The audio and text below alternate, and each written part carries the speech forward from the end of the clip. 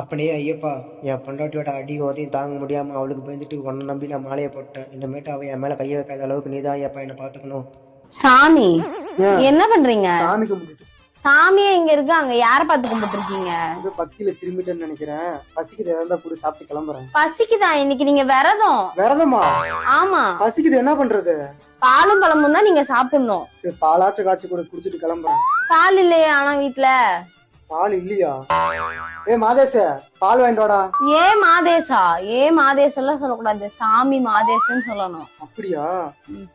சாமி மாதேச எங்க போறீங்க? பால் வாங்கிட்டு வர சொல்ல. இனிமேதான் உங்களுக்கு சொல்ல வேண்டியது நிறைய இருக்கு, நான் சொல்றேன், நீங்க கேளுங்க.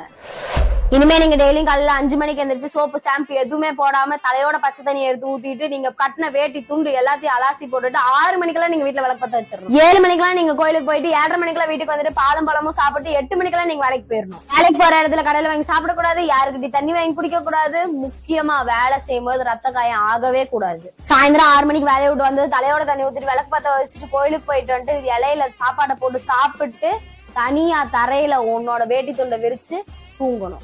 இதெல்லாம் கடைபிடிக்கிறவங்க தான் உண்மையான ஐயப்ப பக்தர். ஐயப்பா, அவகிட்ட தப்பிச்சுட்டேன், உங்ககிட்ட மாட்டிக்கிட்டேனே. சுவாமியே சரணம் ஐயப்பா.